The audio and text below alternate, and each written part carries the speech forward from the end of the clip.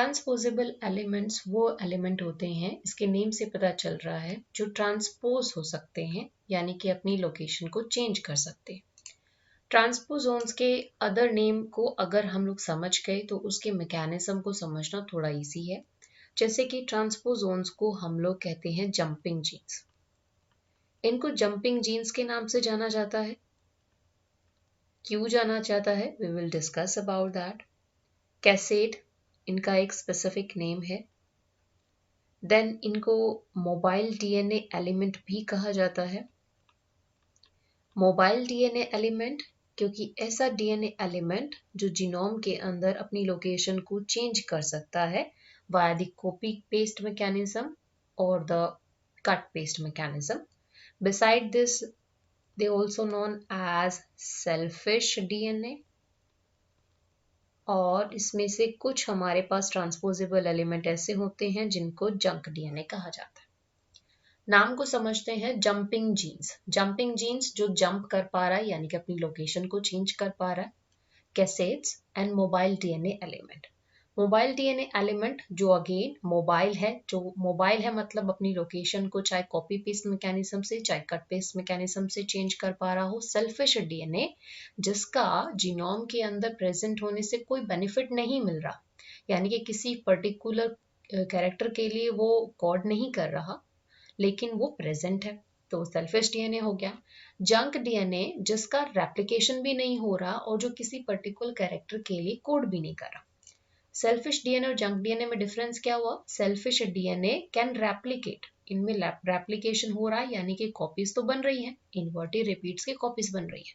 लेकिन junk DNA के अंदर नो रेप्लिकेशन, ना तो रेप्लिकेशन ही हो पा रहा है, ना तो वो डीएनए एलिमेंट अपना रेप्लिकेशन कर पा रहा है, ना ही वो किसी नो कैरेक्टर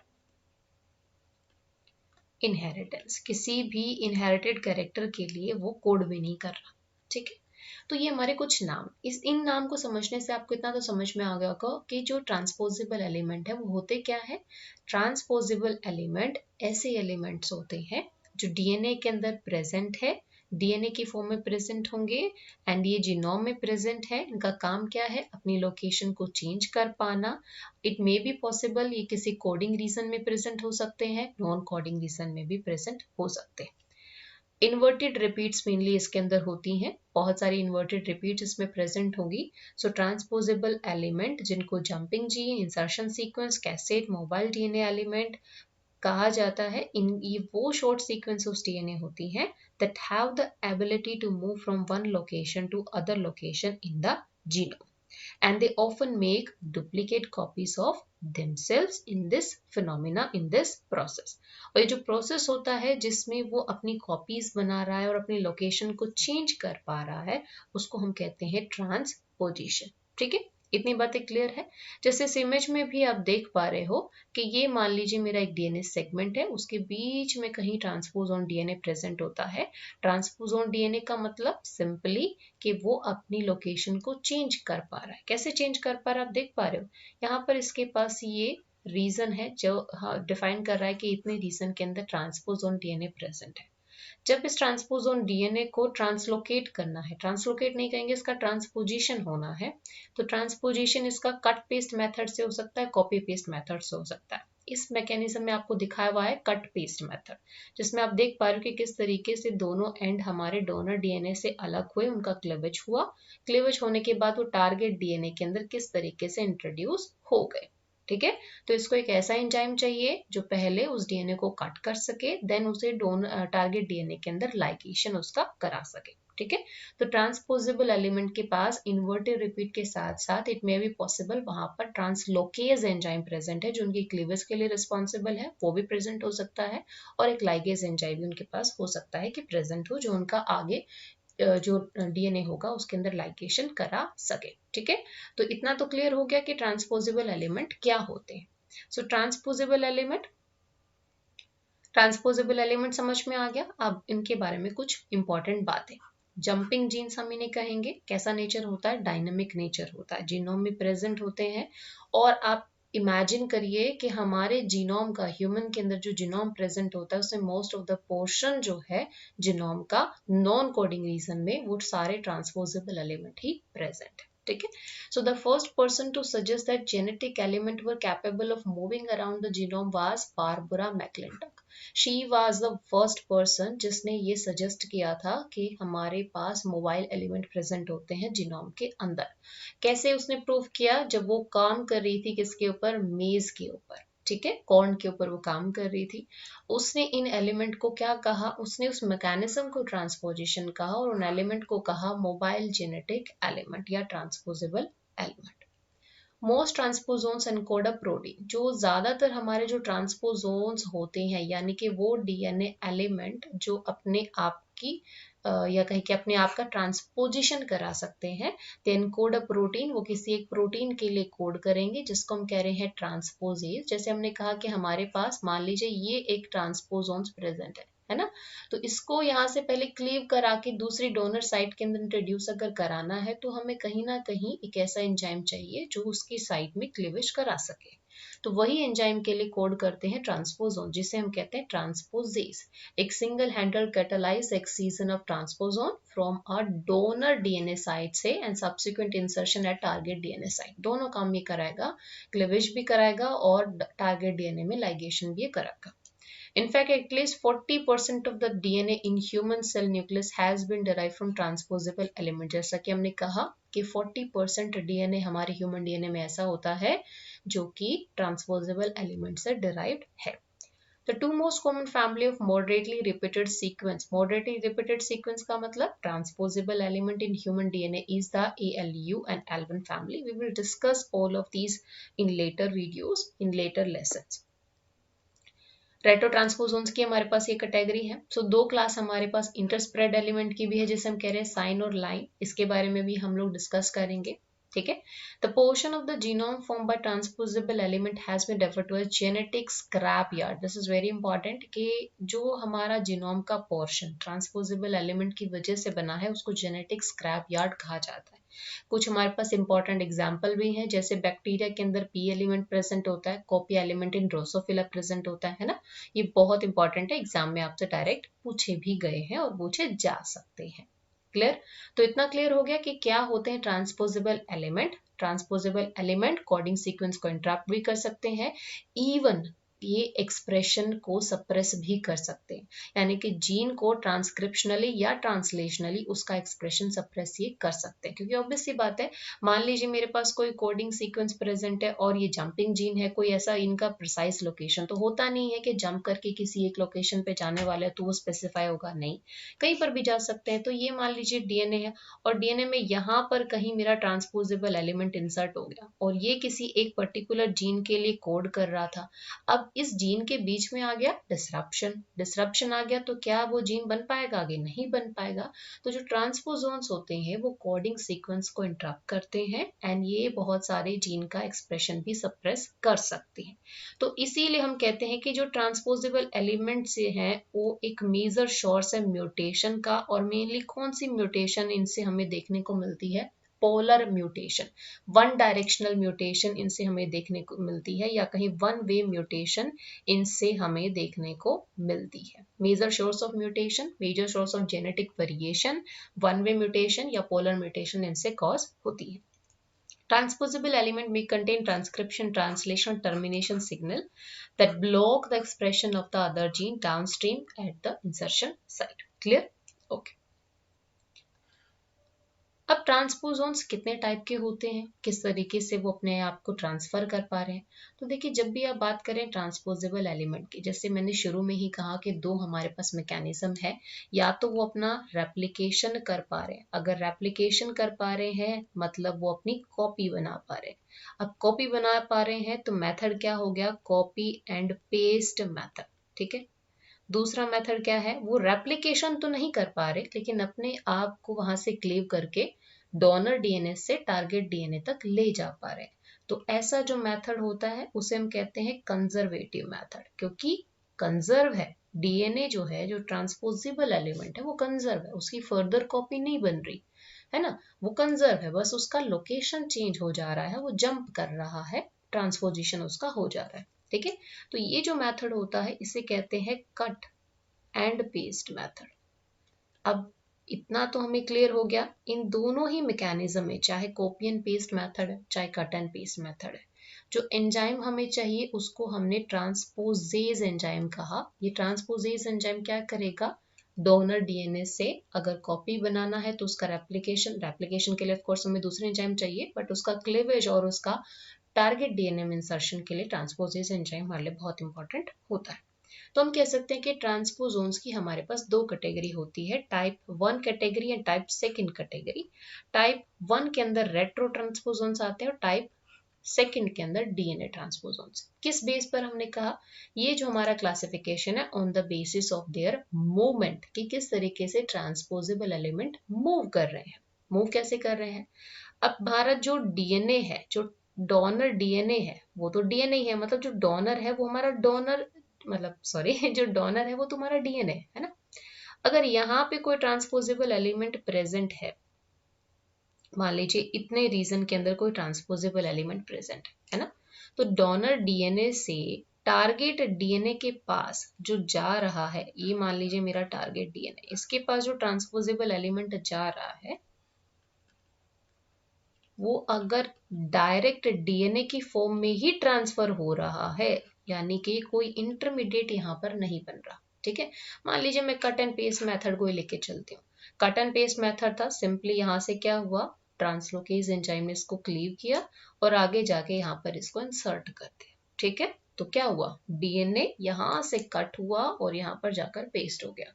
तो इस मेथड को हम क्या कहेंगे, एक ऐसा मेथड जिसमें डीएनए ही डायरेक्ट जाके ट्रांसपोजेज हो रहा है, जिससे उसका ट्रांसपोजिशन हो रहा है, तो उसको हम क्या कहेंगे, डायरेक्ट मेथड है, डीएनए ट्रांसपोजोन्स है, क्योंकि ट्रांसपोजेबल एलिमेंट का कोई इंटरमीडिएट नहीं है। दूसरी जो कैटेगरी जिसे हम रेट्रो ट्रांसपोजोन्स कह रहे हैं, नाम से पता चल रहा है कि यहाँ पर एक आरएनए इंटरमीडिएट प्रेजेंट होगा, यानी कि इस ट्रांसपोजिशन के टाइम पे एक आरएनए इंटरमीडिएट बनेगा। कैसे बनेगा, डोनर डीएनए था, ठीक है, डोनर जो जीनोम था वो डीएनए था, उससे पहले बना आरएनए इंटरमीडिएट। ठीक है, इंटरमीडिएट बना, इस आरएनए इंटरमीडिएट की कॉपी बनी, कॉपी बनेगा। ये मेथड कौन सा होगा, कॉपी एंड पेस्ट मेथड होगा। ऑब्वियस सी बात है, हम क्या कर रहे हैं, पहले रेप्लिकेट करके आरएनए बना रहे हैं, कॉपी बना रहे हैं, एंड देन उसको टारगेट डीएनए में इंसर्ट कर दे रहे हैं। तो ऐसा जो हमारे पास ट्रांसपोजोन्स होते हैं उनको रेट्रो ट्रांसपोजोन्स कहा जाता है। तो on the basis of movement दो तरीके के हमारे पास होते हैं। पहला जिसे हम कह रहे हैं रेप्लिकेटिव टाइप मेथड होगा, यानी कि डीएनए ट्रांसपोजोन्स है, सॉरी डीएनए ट्रांसपोजोन्स में copy and sorry cut and paste method होता है। ठीक है, माय मिस्टेक, यहाँ पर कट एंड पेस्ट मैकेनिज्म होता है, कट एंड पेस्ट मेथड, क्योंकि यहाँ पर कोई आरएनए इंटरमीडिएट हमें नहीं चाहिए होता है। रेट्रो ट्रांसपोजोन्स के अंदर कॉपी एंड पेस्ट मैकेनिज्म होता है। ठीक है, यस। अब एक और हमारे पास कैटेगरी है जिसके on the basis of that हम लोग ट्रांसपोजेबल एलिमेंट को क्लासिफाई कर सकते हैं। ये तो था कि on the basis of movement कैसे हो रहा है। अब हम डिवाइड करेंगे on the basis of sufficiency, self sufficiency, कि कोई भी ट्रांसपोजेबल एलिमेंट कितना सफिशिएंट है, यानी कि उसे अपने ट्रांसपोजिशन के लिए उसके पास अपने खुद के एंजाइम्स हैं या किसी दूसरे से उसे लेने पड़ रहे हैं, है ना। तो क्या होता है, कुछ ट्रांसपोजेबल एलिमेंट, चाहे वो डीएनए ट्रांसपोजोन्स क्यों ना हो, चाहे वो रेट्रो ट्रांसपोजोन्स क्यों ना हो, यानी कि इनकी कैटेगरी के अंदर भी कुछ ऐसे ट्रांसपोजोन्स हमारे पास होते हैं जिन्हें अपने ट्रांसपोजिशन के लिए दूसरों से एंजाइम चाहिए होते हैं, और कुछ ऐसे होते हैं जिन्हें दूसरों से नहीं चाहिए होते, वो सेल्फ सफिशिएंट होते हैं। तो हमारे पास दो कैटेगरी होती है इन्हीं के अंदर ही, जिनको हम कहते हैं ऑटोनोमस। ठीक है एक सेकेंड रुकिए, ऑटोनोमस एलिमेंट और नॉन ऑटोनोमस एलिमेंट। ठीक है, नाम से पता चल रहा है, ऑटोनोमस एलिमेंट जिसके पास अपना खुद का इतना, मतलब एवरीथिंग प्रेजेंट है उसके पास में जो उसे चाहिए अपने ट्रांसपोजिशन के लिए। यानी कि उसके पास फंक्शनल जीन प्रेजेंट होगा जो एक एक्टिव ट्रांसपोजेज के लिए कोड करेगा।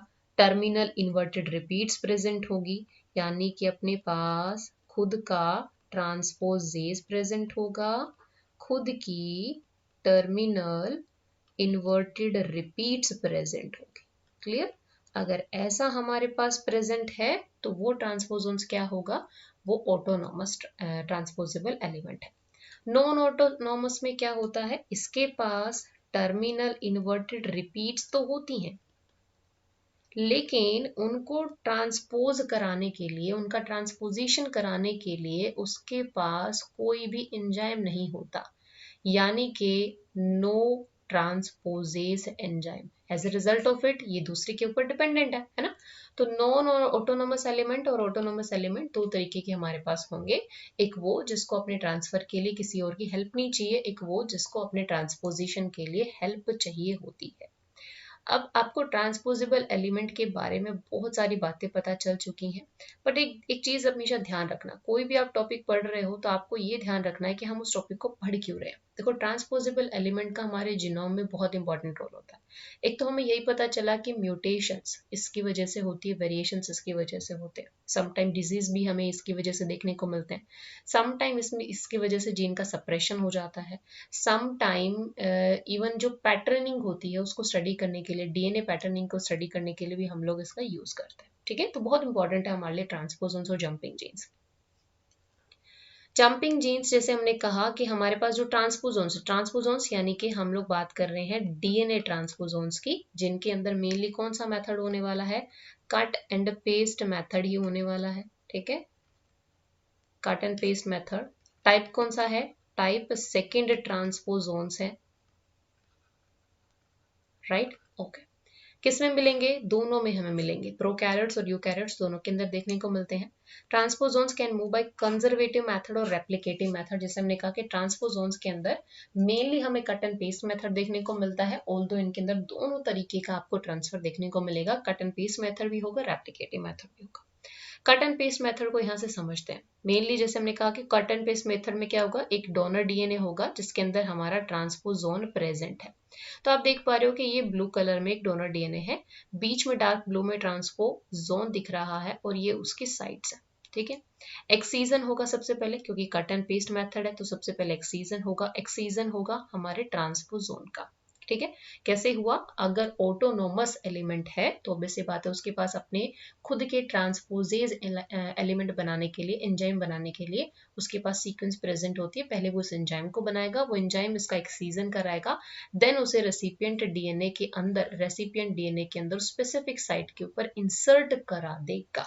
ठीक है, तो ये आपको जो दिख रहा है, this is recipient DNA with ट्रांसपोजोन, और ये क्या है, donor DNA after loss of transposons and rejoining of and. ठीक है, तो इस तरीके से कट एंड पेस्ट मेथड होता है कि सिंपली डोनर डीएनए से ट्रांसपोजोन को क्लीव कराया गया, उसका एक्सीजन हुआ और रेसिपिएंट डीएनए में उसको पर्टिकुलर साइट के ऊपर इंसर्ट करा दिया गया। ठीक है, ये था हमारा कट एंड पेस्ट मेथड। बात करते हैं हम लोग दूसरे मेथड की, जिसका नाम है कॉपी एंड पेस्ट मेथड, यानी कि रेप्लिकेटिव मेथड। रेप्लिकेटिव मेथड जिसमें एक आरएनए इंटरमीडिएट इन्वॉल्व होगा, जिसमें पहले कॉपी बनेगी उस डीएनए की आरएनए की फॉर्म में, एंड देन उसके बाद हम लोग उसको टारगेट साइट के ऊपर इंसर्ट करने वाले। कैसे होगा, डोनर डीएनए है, रेट्रो ट्रांसपोजोन्स प्रेजेंट है, ये आप देख पा रहे हो, दिस इज रेट्रो ट्रांसपोजोन्स बीच में है। ठीक है, पहले इसका आरएनए इंटरमीडिएट बनेगा। कैसे बनेगा, आप सभी को एक सिंपल सा मैकेनिज्म बना पता है, जब डीएनए से आरएनए कॉपी बनानी होती है तो होता है ट्रांसक्रिप्शन। सो ट्रांसक्रिप्शन हुआ by RNA polymerase, RNA polymerase आया, इसका ट्रांसक्रिप्शन कराया, आरएनए इंटरमीडिएट बना। अब इस आरएनए इंटरमीडिएट का रिवर्स ट्रांसक्रिप्शन होगा, कॉम्प्लीमेंट्री डीएनए बनेगा। कॉम्प्लीमेंट्री डीएनए जैसे ही बना, इसका कॉम्प्लीमेंट्री डीएनए से डबल स्टैंडर्ड फॉर्म बना दिया, डीएनए बन गया, conversion to double standard DNA. अब हमारे पास तैयार है, कौन तैयार है, ट्रांसपोजिशन तैयार है, ये हमारा ट्रांसपोजोन है।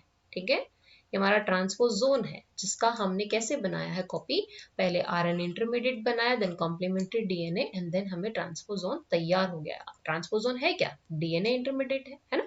अब इसको रेसिपिएंट साइट के ऊपर सेम उसी मैकेनिज्म से इंसर्ट करना पड़ेगा, बट यहाँ पर डिफरेंस क्या है, क्योंकि यहाँ पर कॉपी हो रहा है, कट नहीं हो रहा, इसीलिए पहले जो हमारे पास डोनर डीएनए था उसके पास भी ट्रांसपोजोन प्रेजेंट होगा और दूसरी साइड पर भी प्रेजेंट होगा। ठीक है, इसीलिए इसको क्या बोला जाता है, रेट्रो ट्रांसपोजोन्स। क्यों? क्योंकि एक आरएनए इंटरमीडिएट इन्वॉल्व है। किस तरीके से ट्रांसपोजिशन हो रहा है, डीएनए पहले कन्वर्ट हुआ आरएनए में, आरएनए वापस किस में कन्वर्ट हुआ, डीएनए में, इसीलिए तो इसको बोला गया रेट्रो ट्रांसपोजिशन। ठीक है, तो ये था ट्रांसपोजिशन, दो मेथड किस तरीके से ट्रांसफर होगा, क्यों इनका नाम है, क्या इनके सिग्निफिकेंस है, क्यों हमें इन्हें पढ़ना चाहिए, किस लिए हमारे लिए इंपॉर्टेंट है। ठीक है।